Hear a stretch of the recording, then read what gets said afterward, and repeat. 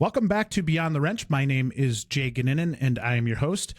On today's show, we welcome Tiffany Czerwinski. Tiffany is the Director of Automotive Partnerships at Hireology and is here to dive into the new partnership between WrenchWay and Hireology, along with the challenges that dealerships face in finding quality talent.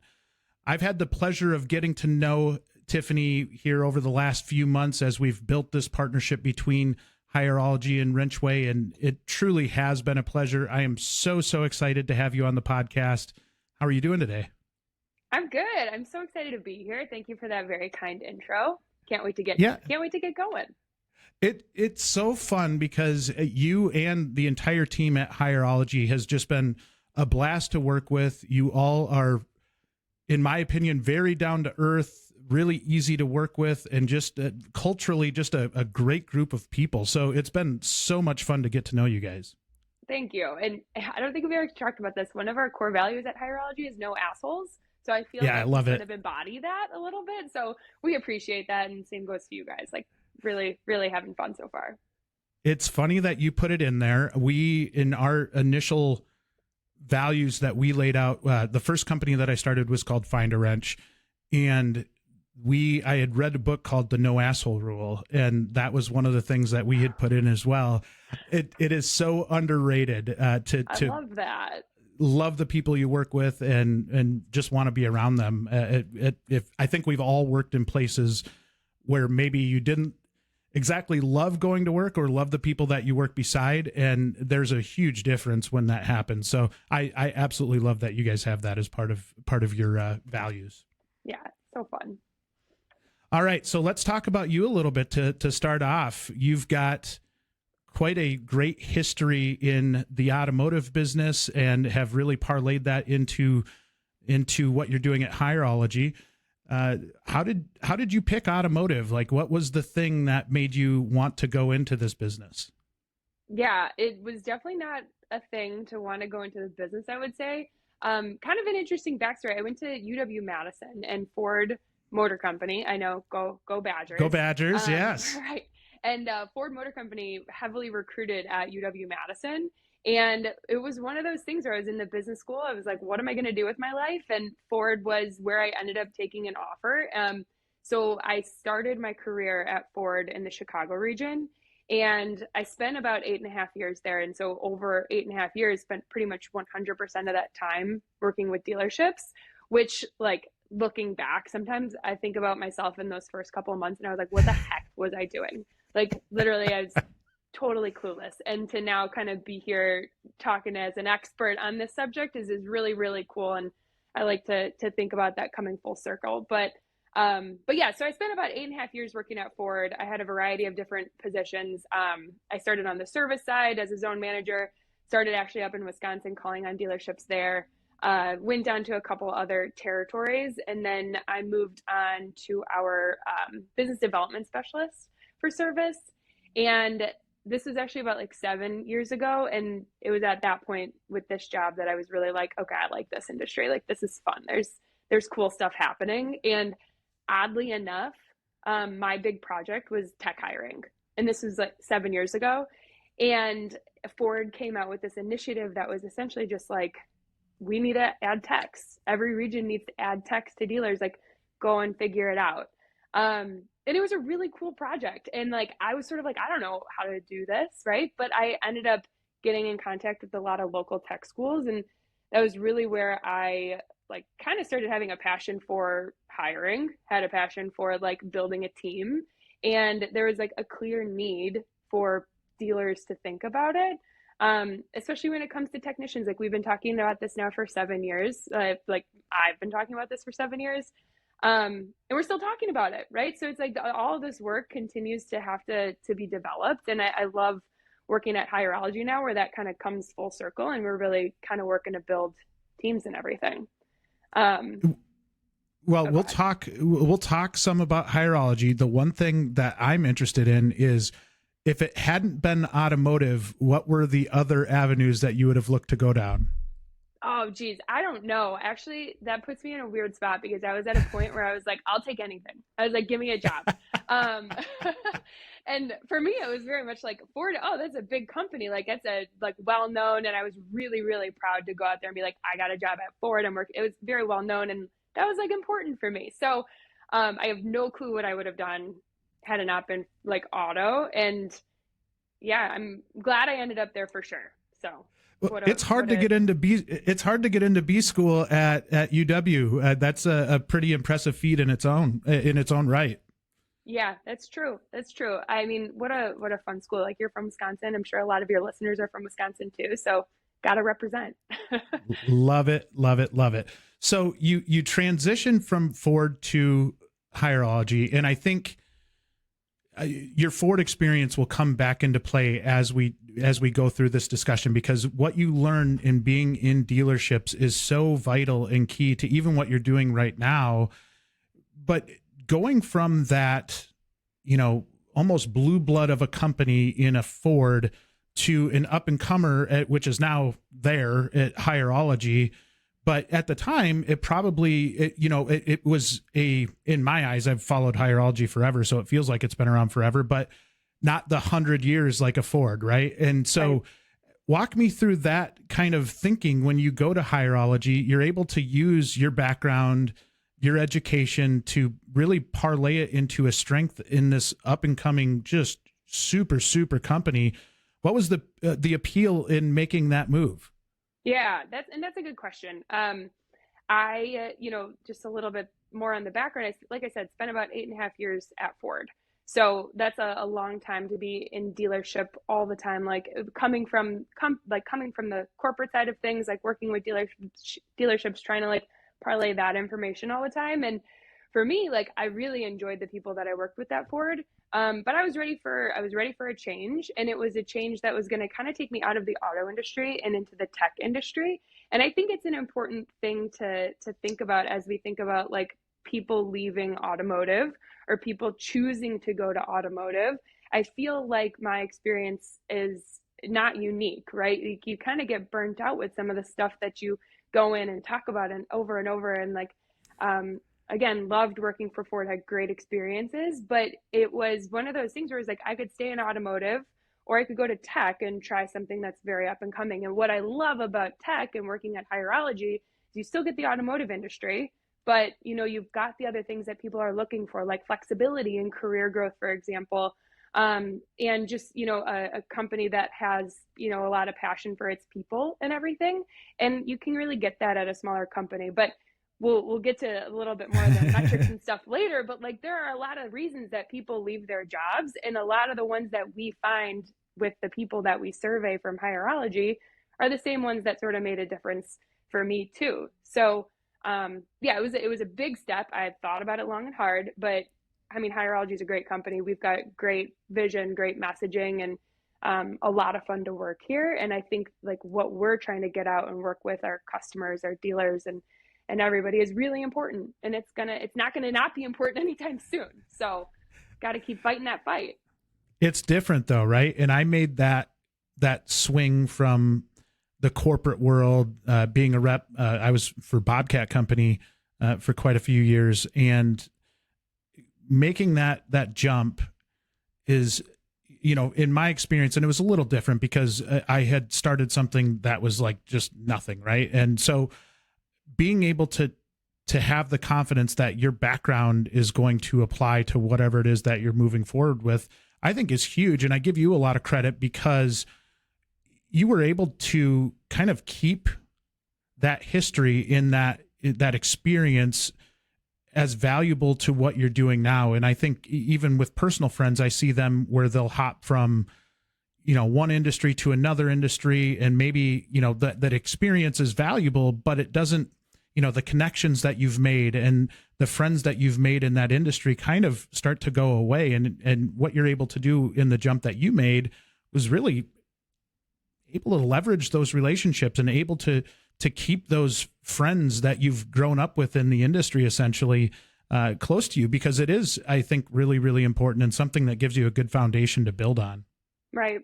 And don't get me wrong, when I was leaving Ford, I didn't think I was going to stay in auto. Like that was it was an interesting decision. As I was looking, I made the decision to leave. I was like, geez, like the world's my oyster, right? Like there's so much to do, but to your point, with such a background, 8.5 years is no small chunk of time, right? So it felt like I had an opportunity to not only get some new experiences and get into a new sort of industry, which is the tech industry, but also use that expertise that I felt like I had started to develop. And I do feel like there's like such an, like for anybody that's trying to do anything different in their career, like there's something that's really important about like leaving what you're doing, coming to somewhere new, and then being able to like kind of prove to yourself, prove to other people that like, hey, I did learn a lot, right? Because like in the moment, you're sort of like, all I know is Ford talk, right? All I know is Ford, but then you come in and it does translate, right? Like so much of that translates, and I've found that really really exciting at Hireology to have that Ford background. And now with my current role, Director of Automotive Partnerships, like it's really come into play again, just to be able to understand what the industry is doing, like what other businesses are doing, and like really how to drive home what we're trying to do and grow our business. So let's talk about this role at Hireology, Director of Automotive Partnerships, and what does that mean? What does your day-to-day life look like? Yeah, it's kind of interesting. Hireology has been around for over 10 years now. So we have been in automotive for all 10 of those years. It's really where we founded the business. And automotive makes up, over 60-70% of our customers. So we're really automotive experts, which is cool. We're in 1 in 4 dealerships across the country. Auto is what we know, and we are also in a couple other verticals as well. But what that means for me is I came into a position that was pretty established. And there's been a lot of stuff that I've been trying to continue on, working with different OEMs like GM, Subaru, Toyota, like working with the OEMs to try and continue our relationships with them. But then also new ventures, like working with you guys to see like what else there is that we can do in the industry that's a little bit different than what we've tried in the past. And it's really fun because I get to try new things, and my company is super supportive of like, that's a good idea, go for it, or like give it a shot. And like that's been really fun. I've been in this position for 3 months now, which is not a huge amount of time, but in 3 months, like we have a new partnership with you guys, which is just so exciting. There's Yes. a lot of relationships that I'm still working on building, and sometimes that's actually harder than you think it's going to be. Like I kind of came in this and I was like, oh, we got all these relationships. Like, look, I'm like already off to a great start. And then actually finding out that like, oh, it's not my relationship. It was theirs. And now I got to rebuild it. And so that's been an interesting, not hurdle, but just an interesting thing to learn how to do. So it's been fun. So really kind of the goal of my job now is to build Hireology's brand and ultimately make more sales, right? So figure out different ways that we can get into dealerships and really spread the word. And the advantage that I take with that, since we are so well known in the industry, 10 years in the industry, is education. And that's why I think joining up with you guys, doing some of the stuff that we're doing is really important, because, a lot of people have heard about Hireology, but getting our messaging across is one of the big things that is important to me. And really working with dealers like small, large, medium, whatever, so that they can think about their hiring process, think about whether Hireology fits into it, and like whether or not we do, like hopefully come up with a better plan to build their best team. One thing I've got to give you just the biggest compliment on, Tiffany, is when you are in a meeting, you have a really good presence. You are able to really kind of carry the meeting. You really drive progress in the meeting. It's fun, but also you get stuff done, and you're really, really organized. I think I told you this before, but I walked away after one of our last meetings and I'm like, my goodness, Tiffany, you do such a good job at just kind of keeping everything planned out and in really structured, and just was so impressed by that. No, thank you. I appreciate that. Like sometimes it feels like it's to a fault, but I'm glad that that it's been helpful so far. So I really appreciate the compliment. If you're enjoying Beyond the Wrench, remember to follow and rate our podcast to help support the show. Right now, we would like to give a shout out to this week's sponsor, Wind River Payments. Are you okay paying a bunch of added fees for credit card processing?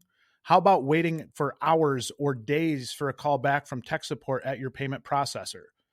Wind River Payments is not okay with that either. In fact, a desire to get rid of the empty promises of the payments industry is one of the reasons this merchant services company was formed back in 1999. Now, over 2 decades later, family-owned Wind River continues to thrive by bringing integrity, transparent pricing, and a higher standard of service to its customers. They've been serving the automotive industry for over 20 years and would love the opportunity to serve you too.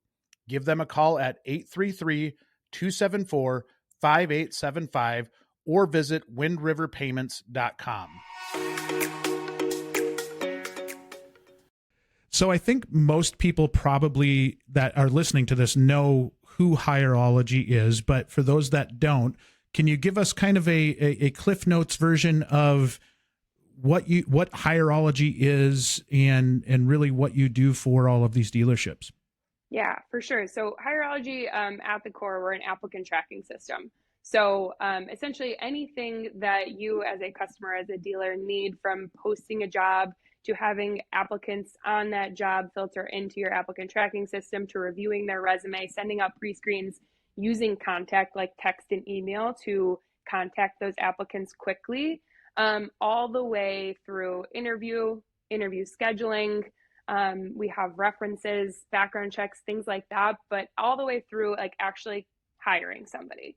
So end to end, from when you need to post a job to when you hire somebody, Hireology is your solution for that. And we're pretty known, like I said, in the auto industry for being experts in this category.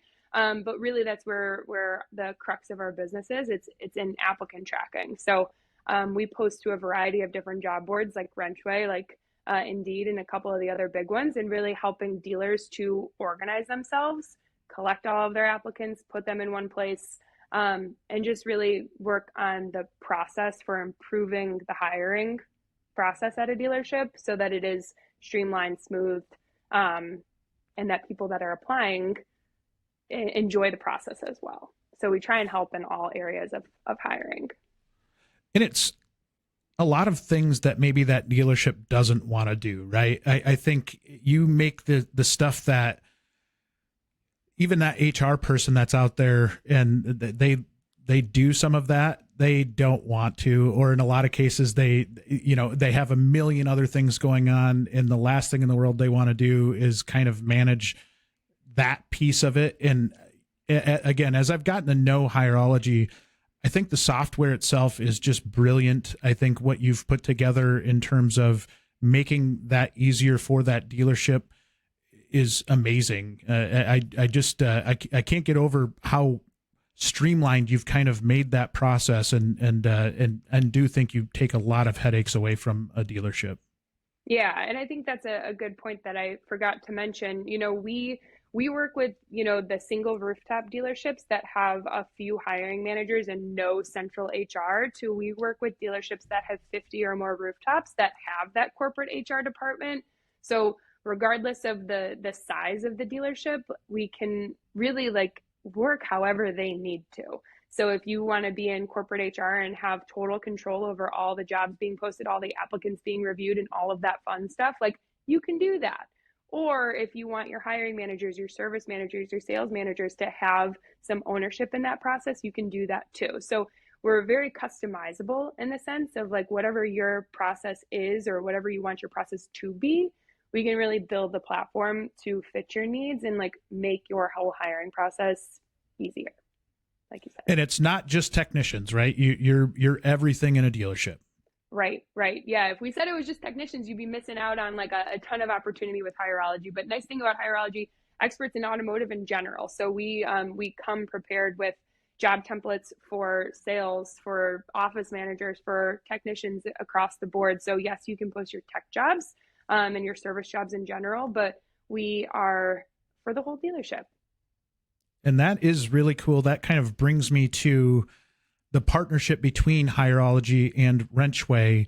And the reason we wanted to talk about it today was just to make sure that people are understanding what that relationship means, how it looks, how it feels, everything like that. And one of the really cool parts, for those of you that have followed WrenchWay, probably have seen the growth on the school side, trying to get more technicians into this industry. And it ties really nicely into what Hireology does with more of the actual posting and really casting that wide net and trying to get more and more applicants into your dealership, so you have people to talk to and that you have people to be able to interview and hopefully end up in a really, really good hire. And so as we started kind of working through the process, there was such a really nice complement between the two companies in how we work. And I think the more we had conversations, the more apparent it became that, hey, you know what? This is a really, really nice complementary set of businesses that can work together for the greater good of the industry, for the greater good of the dealerships themselves, and really, hopefully at the end of the day, make it easier on that end applicant as well. So talk to me about that piece. Where was the appeal on the WrenchWay side for you guys? Because you are a really well-established company, and being able to take somebody like us who, we're 4 years into this now, and be able to kind of lock arms in that partnership. What was your sense in going into that relationship as to the value add or where we could take this thing? Yeah, for sure. I think there's a couple pieces of it. Number one, I mentioned earlier, Hireology, we experts in auto, but we have other verticals. So as we kind of continue to develop those other verticals, we want to be experts and do things vertical specific that can help our customers. So when we think about other things in automotive vertical, like the biggest challenge that dealers generally have is finding technicians. The second biggest challenge is keeping salespeople, right? So it's like, how can we help one of those challenges, which is finding technicians? And it's probably to pair up with somebody else in the industry that is really good at helping to make those connections. So we survey our applicants every year, and one of the things that we find is, like, by and large, people will always apply on Indeed. But if you take Indeed out of the equation, you need Indeed. Everybody's going to continue to use Yes. Indeed. But, when you take Indeed out of the equation, every other place that people are applying, so your specialized job boards, LinkedIn, on career sites, if you look at all the rest of them, they're all very equal. So we really need to be meeting your applicants where they are. And yes, they're going to be on Indeed, but they're going to be on a variety of other sources as well. So I think it's really important that we continue to do things for our customers to help them cast that wide net. And the other thing that I think was really appealing about working with WrenchWay was, again, helping our customers to connect to the local schools. That's not something that we at Hireology have the bandwidth to do. So being able to go to our customers and hand them that value proposition of, like, hey, now you can go to these schools. Like, now we can help you with that. Like, we have a solution to help you do that. It's just one more thing that, like, we can do for our customers to help them, again, build that best team. I think it was such a good point by you in talking about Indeed and the importance of Indeed. And I tell people all the time, it is a great platform. There are so many people out there, and when you're casting that net, even as it relates to technicians, that should be a key piece of your strategy, just because there are so many people out there. What we found as we've grown WrenchWay has been really interesting in that we'll see a especially technician, because that's our thing. They'll go to Indeed, see a posting, but they want to do more research on that company. And a lot of times the websites are very geared toward, the customer, which they should be. That's what they're trying to do, is get more business in the door as a dealership. But oftentimes what we found was that they would leave behind the ability for that technician to do their due diligence on a store, right? And really learn about that store in a way that maybe you can't in a job advertisement, which, it's really, really hard to do. So I think as you're saying that, it is funny how all of this kind of works together, and that there are reasons why all of these pieces of the puzzle are what you need to make it a really, really effective recruiting strategy. Hopefully you're working on the retention side as well. So once they're in there, they're happy and you're treating them well. But again, I think what you do and how it complements, or what we do to complement you, has really honestly been kind of seamless. And I'm really, really excited to see where this goes, because I do think that even makes that full cycle even wider, right? It really helps maybe that dealership that's out there be able to get their hands around this a little bit, because it's not an easy thing to do for any applicant. Technicians, especially, very, very difficult to get in front of. And you really have to do everything you can to get in front of them, which is, again, not an easy thing to do. Right. And when we think about branding too, like you mentioned, like technicians want to know what kind of shop they're coming into. And that goes for everybody that's applying to dealerships in general too. And I think that goes back to the whole, people want other things besides high paying jobs. There are other things that are important besides the pay. And like one of the top things is culture. And so if you can convey your culture and your career growth opportunities and your other, processes that you do at the store, like if you can convey that via WrenchWay on your dealer site or via your career site with Hireology, like that's going to make you more appealing to anybody that's applying. So I think, going back to what you said about the site for the technicians, like it's so important. It's so important to really think about your branding and think about what that looks like and how you can convey that so that, people want to click on your job. So people want to learn more. There's a lot that you can do. There is. And just being proactive about it is hugely important. Now, I think when we look at moving forward and being able to see the industry as a whole and maybe opportunities for them to get better, and you mentioned culture. I think culture is such a underrated thing. And I think the buzzword itself is kind of overused, but when you see good culture, it's just different. And you talked about the importance of that to a business as a whole. Hireology does it better than anybody. You guys have such a great culture and do a good job at showing that culture off.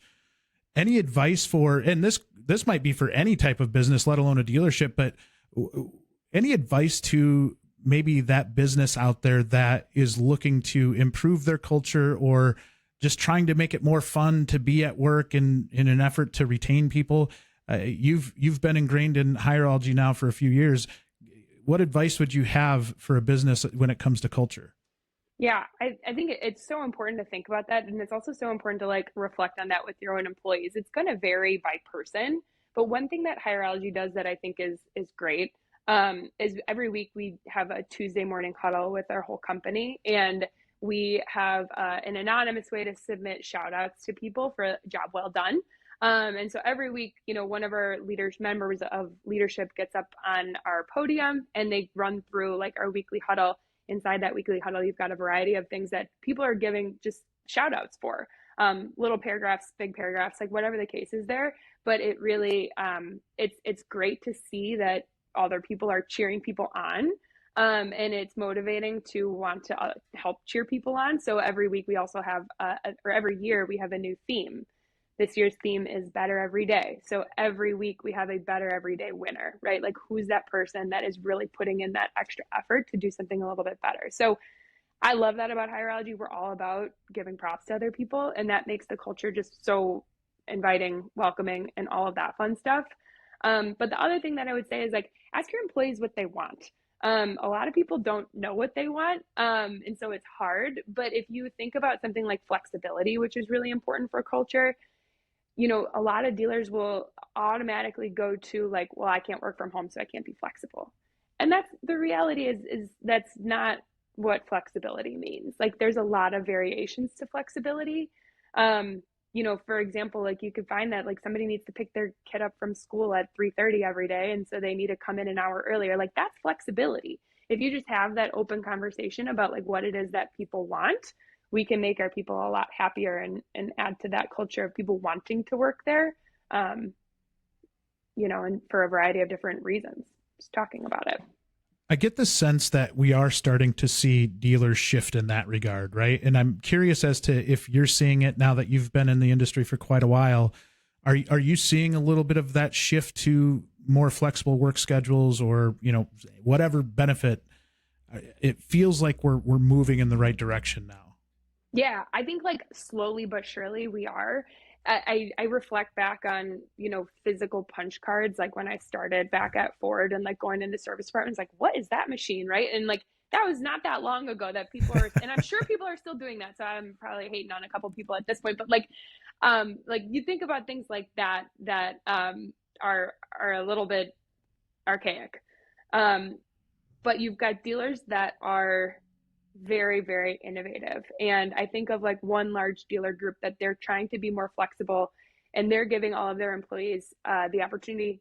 Well, it's not even the opportunity. Everybody's doing it, of working 410s. So how do you make 410s work?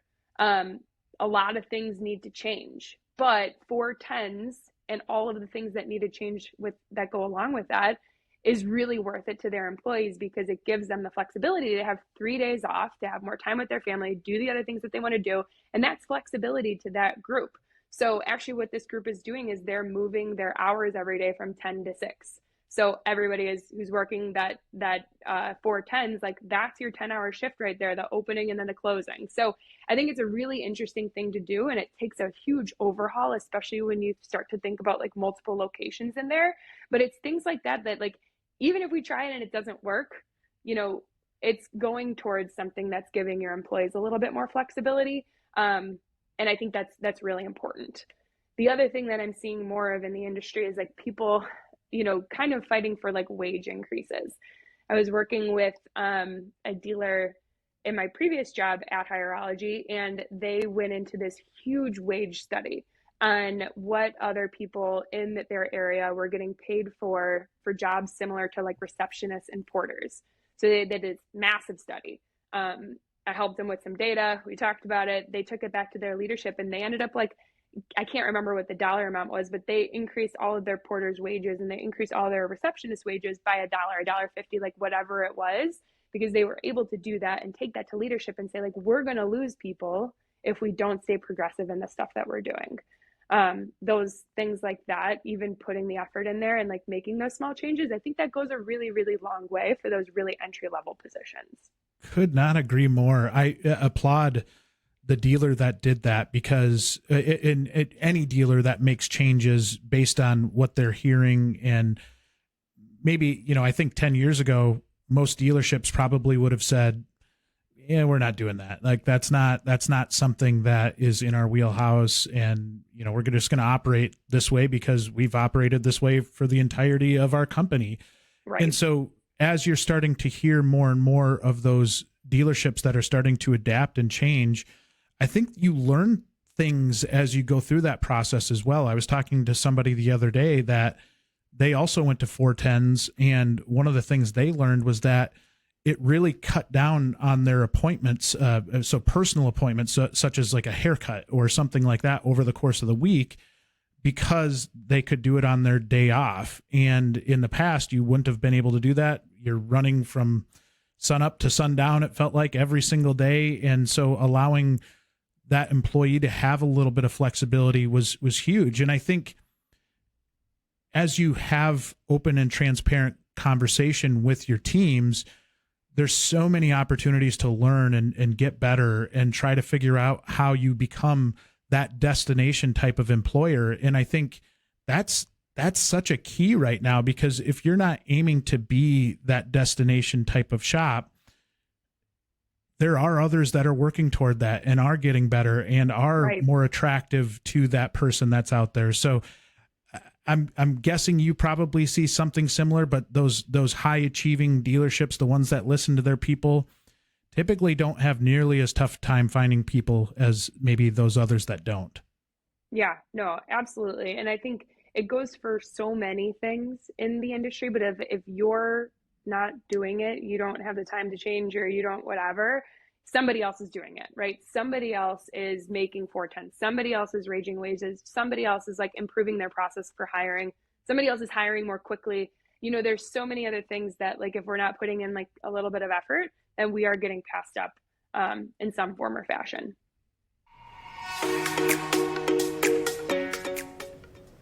The Bureau of Labor Statistics says technicians make around $46,000 a year. Does that sound like BS to you? We thought so too. At WrenchWay, we work with some of the best shops and dealerships across the country, and we've seen technicians make a lot more than that. So we decided to gather our own data. We're excited to announce the launch of our new online technician pay tool. You can now search technician pay by industry, shop type, location, and experience. We've already had over 3,000 technicians submit their pay data anonymously. You can explore the pay data and even submit your own data anonymously at wrenchway.com/pay. Thank you for your continuous support of WrenchWay as we strive to promote and improve automotive and diesel careers. We couldn't do it without you. Since we've already kind of opened the lid on this transition to the industry type of talk, I want to talk about the talent shortage in general. And I think the first thing that I'll note is that it's not just our industry that's struggling to find people, right? It's every single business that's out there right now, for the most part. Obviously, as the economy seems to be correcting a little bit here, I don't know that it's maybe quite as bad in some places as it was. But I also don't see this going away anytime soon. I think the fight for good people is going to be a constant thing as we go throughout our careers. And I think the more serious you take that, and the more serious that you know that there is a true technician shortage, and not just technicians, but every position in a dealership, essentially, I think you're going to struggle with that. But talk to me a little bit about that, in the shortage in general, and how somebody can attack this and maybe not be so reactive all the time. Yeah, no, I mean, that's a really, really important topic. And I think you kind of have to lead out with, like, there's sort of two sides of the coin. On one side, you have like the tech industry that I'm in, where like tons of layoffs have happened over the last 2 years because there was so much hiring during COVID. Like all of a sudden, like there was an increase in hiring, and then now all of a sudden we've overhired, right? So you have all of these people that are working in tech that are looking for jobs. Not so much like at this current moment, but we've seen that over the last year, right? Like people losing their jobs. And then we have this like overage of people that are looking for jobs in tech. When on the other hand, you've got like an extreme shortage of anybody to work at a dealership, right? It's like specifically technicians.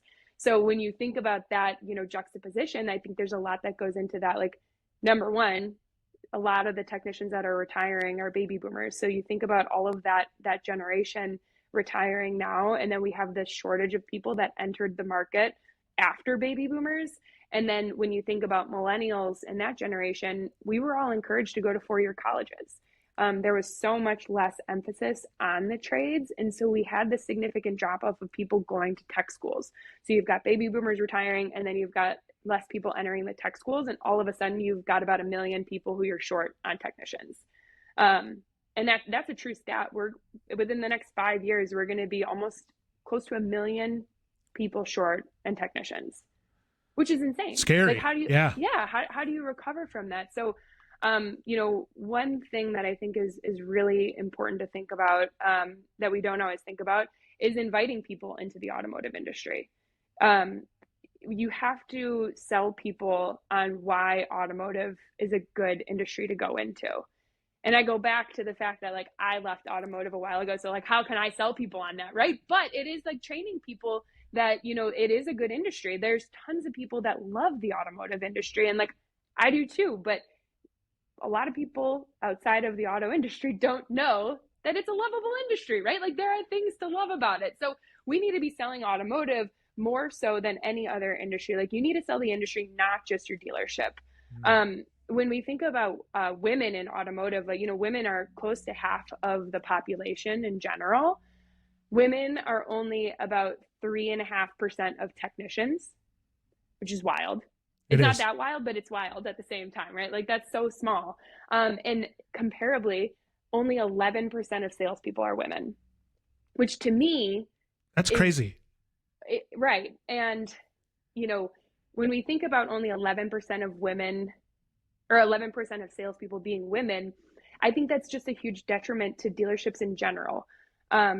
Women want to buy cars from women. Women want to be sold service from women. Women are more comfortable buying from women, especially when walking into a dealership, when dealerships can be really intimidating if they don't know what they're doing. So I think there's a stat that's something like women make or influence around 80% of decisions for their families.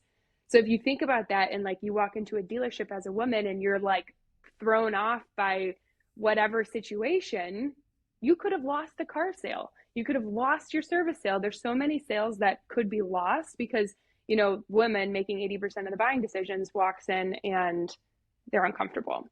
So I say all that to say that, like, I think there's opportunity there. When we think about bringing people into the industry, we have a missed market. So not only do we need to sell people in general of coming into auto, but we need to sell the benefits that go along with it, right? So your good culture, your flexibility, maybe your 410s, maybe the ability to leave early a couple days of the week, the things that we've talked about already. I think we need to go back to that when we think about the talent shortage is those missing markets and how that can plug some of the gaps for you. You look at even your own experience, and had it not been for that recruiter at UW-Madison, there's a chance that you wouldn't have even been in the automotive world. And I think it's really easy to say that because it's in a university type setting and you do have all of those kind of corporate recruiters there. But the same thing goes for your business and for that shop that's out there. If you're looking for that talent, it would be really easy for a young person to look at the industry and say, okay, and especially for technicians, the barriers that I have, I'm probably not going to start at the top of the totem pole in terms of pay. I'm going to have a huge tool expense to start off with. You mentioned women. You go in, and if you're a female technician and you don't see any other female technicians in the dealership, that's not probably the most comforting thing in the world. And so I think what you're saying is so on point in that the visibility of what we do is so important to the general consumer. I think and that goes beyond them just buying a vehicle. If their child wants to come into our industry and they've got an overly negative perception of what it is that we do, or not maybe just a positive perception of what we do, why would you put your kid into that industry, right? Why would you allow them to go that route? And so I think your experience is very relative to most experiences that somebody goes through, even if they aren't going to a 4-year school, unless they know what it is that we do, they're not coming here. Right. No, it goes back to the education. We're selling people on your dealership. We're selling people on automotive. So we're not gonna get anywhere if we don't make some changes, if we don't try and make those steps forward for how we function as a business.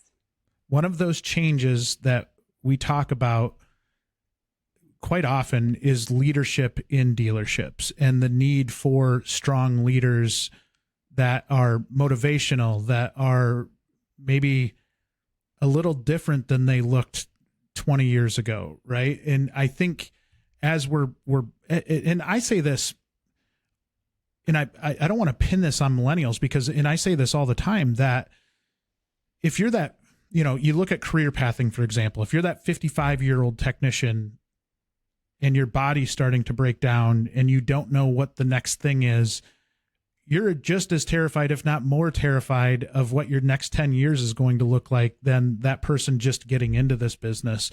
And so when I go back to and kind of circle back to the strong leadership and being able to, one, be able to motivate your people, make it a good culture, be intentional about your culture, but then also having the wherewithal and the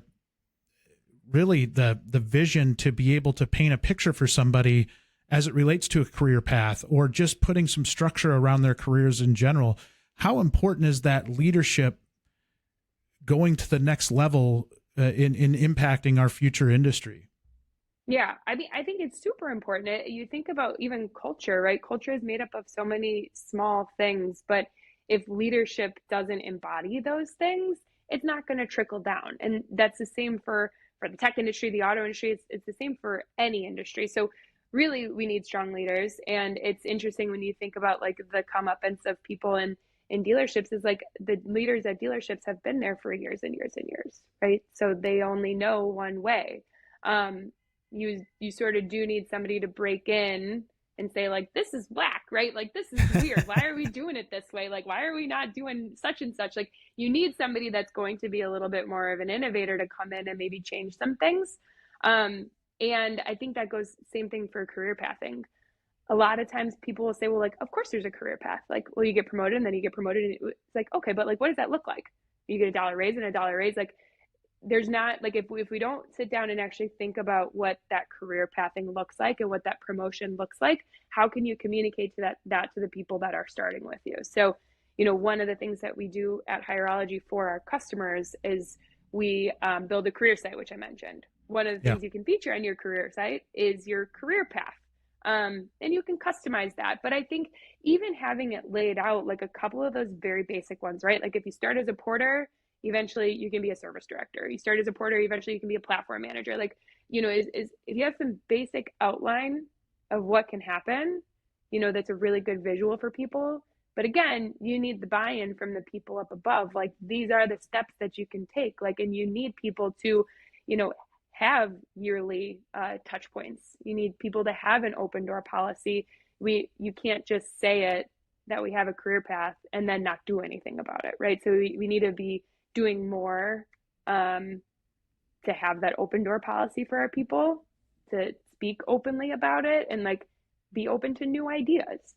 And that's not easy to do, right? Like, again, you get those people that have been in the industry forever and like they don't necessarily want to do it that way. So it takes a lot of work. One more thing on that, I did a women in automotive presentation last year, and it was I thought it was a great presentation. We had a lot of good feedback and everything, and I got 2 comments at the end. It was like, I would have been really happy if my male manager was there, because a lot of the women that were in the audience, were managers of a department, or maybe just not managers, just individual contributors, and their managers didn't come to the meeting, right? So it's, a lot of that is we need managers to be willing to try something different, be willing to learn and all of that. And you can't force people to want to learn. No, and I think that's exactly what I'm referring to in that next level type of leader, is somebody that is willing to have an open mind and try different things and see what works and see, frankly, what doesn't work. So I think that is a very solid point. The other thing I would add to what you were saying there is actually showing people that have done that, right? And the stories behind that porter that did work their way up to be service director, or that female tech that started off as a newbie and worked their way up to be a master level technician. I just think there's so much value in showing it, not just saying it, and being able to actually share those stories, because our industry is flooded with great stories of people that started out at the ground level and have worked their way up and worked hard to get there. And I don't think we're very good at that a lot of times in being able to share those stories. You're right. I forgot testimonials. That's so important, right? Like getting people to talk about their experiences too and how they did it. While you were saying that, I also just thought of like job shadowing. That's another good way to get younger folks involved and like thinking about their future. Sometimes like they don't even know that they have the ability to think about their future, right? And like that job shadow really gives them an opportunity to see what else is out there. One of the most underutilized tools between business and education is that job shadow. And I love it when we job shadow people, or when students come in and job shadow at a shop. And I do really, really think you're doing them a huge favor if they come in and find out they don't like the industry, because they're not going to go spend a bunch of money on school and tooling that they don't need. And we've had this at my own family shop where we've brought in different job shadows into to job shadow our technicians and leave that day saying, I don't know if this is for me. And I'm like, that's perfectly fine. You just need to know yourself good enough to understand that if that's not the route that you want to go, perfectly fine. But if it is, and you're talented, we want to connect with you. We want to help build you up so that you love this industry and you are an active participant in this industry. And so when you say job shadows, you're speaking to my core. I absolutely love that. Yeah. I mean, if we could help people make decisions sooner, then they wouldn't be miserable 20 years later sometimes, right? Yes. It's like if we can talk about that and like say it's okay if you want to do something else, like it's okay. You just have to identify it and try and figure out what it is that you want to do. Coaching is so important. Mentorship coaching, everybody should be able to have somebody to open door talk to and learn from. Oh my goodness. Yes. And that again, going back to my leadership thing, I think the best leaders are great coaches, and they know how to drive people and they know how to motivate. And I just think if you look at yourself as a coach, and, you know, I use a lot of sports analogies, and it's just because I love sports, but I think there are so many parallels in the best coaches in sports oftentimes are those just great leaders. And I just think there's so much we can learn from that side as well. So yeah, everything you just said there, I was like, spot on, 100%. That is amazing. Right. Perfect. So we work obviously incredibly hard to get in front of these people and show these candidates why we're the place to work, why they should choose to leave where they're at to come work for us. What can we do once we get them in the door and we get them talking to have a more successful recruitment of a candidate, and to make sure that they don't fall through the seams? Because I've seen it over and over the years where we work our tails off to get in front of that person and then drop the ball. Right. What are things that dealers can do to make sure that they don't drop the ball? Yeah, for sure. And I want to even back it up just a little bit too. Please. I think it's really important to say, how do we make sure people apply in the first place? There's a couple of things that we already talked about, culture and all of that fun stuff and everything, but we also want to make sure that it's easy for applicants to get through the process to actually make that application. One of the things that we talk about at Hireology is don't make your application hard for people to do. Nearly 3 in 4 people give up on an application because it's too long to complete. So if they've already given you a resume and then you ask them to give you their 5 years of experience in their application, like, that doesn't make a lot of sense. Look at my resume. Having to rewrite things on your resume is really a deterrent for people. Having too many lines on the application is really a deterrent. It's something like half of people will give up on an application if they have to create a login. So if they have to go in, like, I hate creating logins. Like, it's a lot easier on iPhones and everything. But like, if you're thinking that, or if you're thinking about how candidates or applicants are applying for about 10 different jobs on average at the same time, like, that's a lot of jobs. So if they have to be creating applications or creating logins every time they're applying to a job, that's 10 new logins that they need to think about and manage if your process requires them to create a login. Like, it's so distracting for people. So we try and encourage our customers to, like, get them in the door with the application, make it as easy as possible. 3 to 5 questions, name, email, resume, phone, and whatever else is like absolutely required in your application. Do that and just get the information, and then use your teams, like your recruiters, your hiring managers, or whoever, to filter out or filter in the good people or the bad people. Just get as many people in as possible and then sort from there. Like, don't miss out on good people by having it difficult for them to do anything. So that's the first thing, I think. Once you get people to apply to your job, once you have that easy application process, like, the number one thing to do to continue along that process is think about speed. We really want to be contacting people quickly. It's insane, but the majority of people who are applying to jobs, they expect to be interviewed in 3 days. So that's interviewed, right? It's like, I applied and then they expect to have their first interview in 3 days. Like, what we find at Hireology is, like, people aren't even contacting people for 3 days or more. So if you're waiting to contact somebody for 3 to 5 days and your applicant thinks they should have been interviewed already on day 3, like, you're missing the boat, right? And then your applicant has this sort of like warped view of you that you don't have your crap together, right? So it's like they have this view all of a sudden that, like, you guys are slow, you don't have a good process, like, all of those things, like, that happens really quickly on that first impression. So we encourage people to be contacting their applicants right away. Have something like an automation set up to go out as soon as somebody applies. Thanks for your application, we'll be with you shortly. Like, something like that. Have that set up to go out automatically, and then have blockers in place if something in your process does fall through. So if it's the weekend and you weren't able to get to somebody on that second day, for example, have another automation set up, like you can in Hireology, to say like, thanks for your patience. We still haven't gotten your resume. We'll get back to you shortly. Things to keep people, those applicants, warm in the process is so important, so we don't lose them. And last thing I'll say on that process, or on that topic, is ghosting. So people are more likely to ghost you if they feel like you're not communicating well with them, or if you lied to them, or if the hiring process was taking too long. And that is so frustrating. Like that you had them scheduled, and then all of a sudden, like, something broke in the process and they don't call you back. And then it's like, what happened to this person? So one of the main things that you can do to prevent that is to take speed issues out of the equation and make sure that you're contacting them right away, so that other employers don't have the opportunity to do so.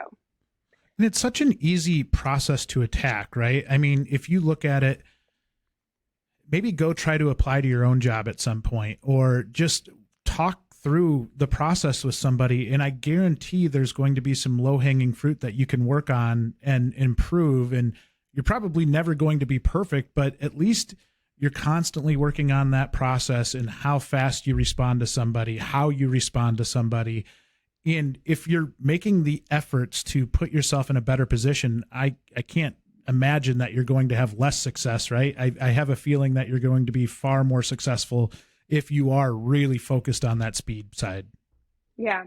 And when you think about your applicant process, like your lead process, like, what dealership would take more than 24 hours to respond to a vehicle lead, right? Like in the sales department, you're responding to your leads within hours. If you are trying to build your best team and get the best people in the door, you need to be treating your applicants like they are leads and responding to them as quickly as possible.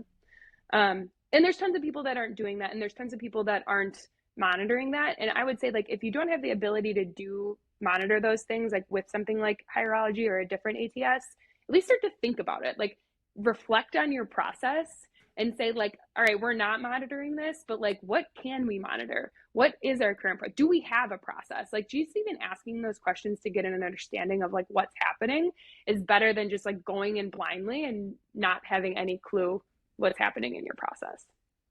We actually, former Hireology member, Mike McSherry, we did a presentation one time out in Portland, Oregon, I believe, but we kind of did it side by side.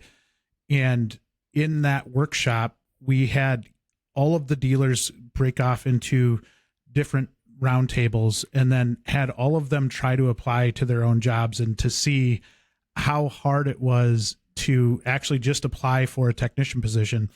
And it was so funny to hear the people as they're talking, because a lot of them were service managers going through it and saying, oh my goodness, I wouldn't apply here either. And once they actually went through the process, it was kind of a light bulb moment for them where they're like, we need to work on this. Yeah, I love that exercise. I love it, because most people just assume that their jobs are posted somewhere. Like, I like to even like go back. It's like, all right, go to your on your phone, go to your website, find your About Us, click on careers. Okay, are your jobs there? And like, a lot of times what you find is like, you can't click careers on your phone. Like, and you can click it on desktop, but you can't click it on your phone. And when you think about technicians, when are they ever on a desktop? They're working 10-hour days, and then they're doing whatever at home. Like, they're on their phone most likely. You got to make sure that it's easy to apply from a phone. And yeah, make sure the buttons click. Make sure they're all clickable. Make sure they're all clickable. And it sounds really, really stupid to say it, but it is so true. And until you go through your own process, I don't know that you understand the pain that people have to go through. And I had worked really closely with a dealership at one point where they were talking about how they had potential that their candidates would have to take it's like a 30-minute test or an exam and like an aptitude type of test to be able to apply to their job. To apply? Oh my gosh. That's insane. Yeah. That's insane. Yeah. It really is. Just to apply. Apply. I wouldn't do, like, I would definitely not do that. No, I would make it 2 minutes and be like, yeah.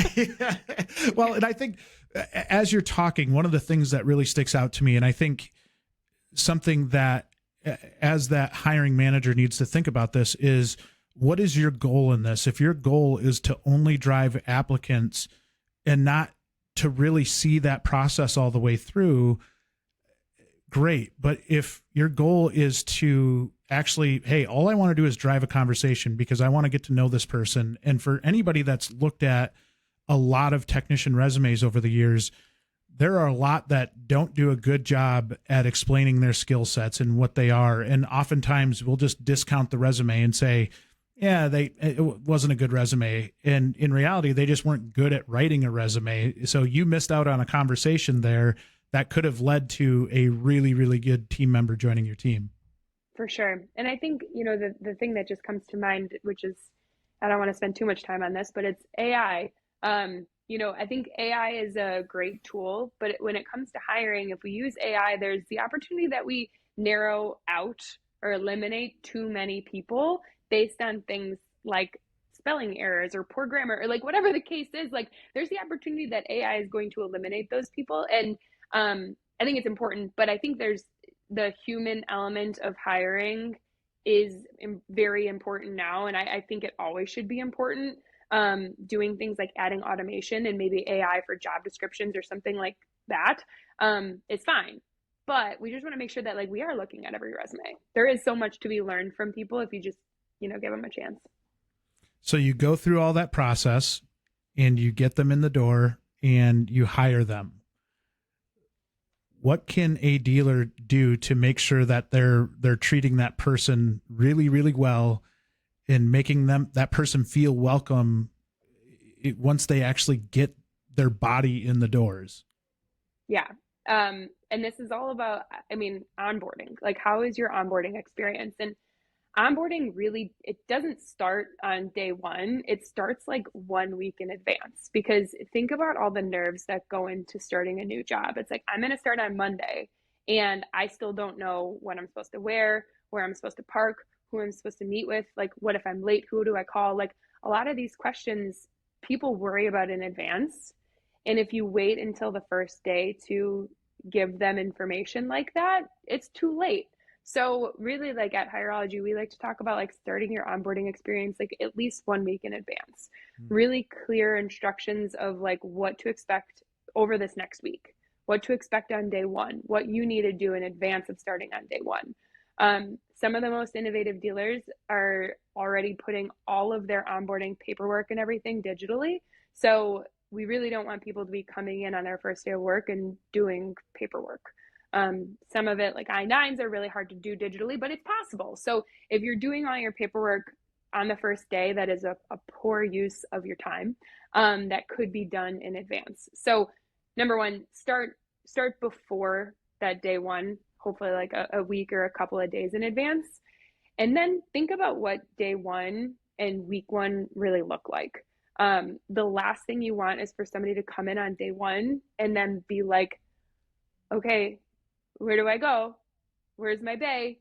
Where's the break room? Where's the bathroom? Like, that not knowing is really uncomfortable for people. And if you set them up really well with a shadow, a mentor, whoever on that first day and that first week, so that they're occupied the whole time and so that they really get an understanding of like how things work, you're going to be setting them up for success.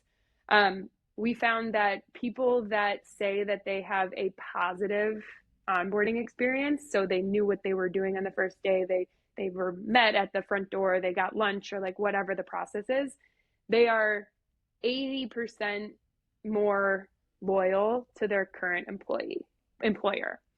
And that's big, right? It's huge. So, and that's your onboarding. That's like that couple of days, day one, first week, like that time span is really important to driving employee loyalty.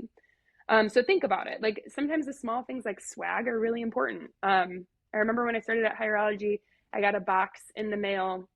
I don't remember how far in advance, but a little bit in advance. I got a sweatshirt, I got a mug, I got a pen, I got a book, like all of this stuff just making me feel really welcome on that first day. And swag goes so far. Like people want to brag about where they work. And that's free quote unquote advertising if people wear that stuff out and represent your dealership. So making sure that you think about what that first day and that first week looks like is going to make your people more comfortable, and really is going to turn into employee loyalty over time. I think we could spend another hour just talking about the onboarding process alone or the hiring process in general. So we'll definitely have to have you back on. You were amazing today, and I've learned so much as usual whenever I talk to you. Thank you for coming on the show. Thanks for having me. It's great to talk. That wraps up another episode of Beyond the Wrench. If you liked this episode, please show your support by rating and following the podcast. You can also watch the video interviews on WrenchWay's YouTube channel. Speaking of WrenchWay, did you know Beyond the Wrench is managed and produced by the WrenchWay team? WrenchWay is an online community dedicated to promoting and improving automotive and diesel careers. We help technicians find the best shops to work at, and we also help auto, diesel, and CTE instructors get more support from local industry. You can learn more by visiting wrenchway.com.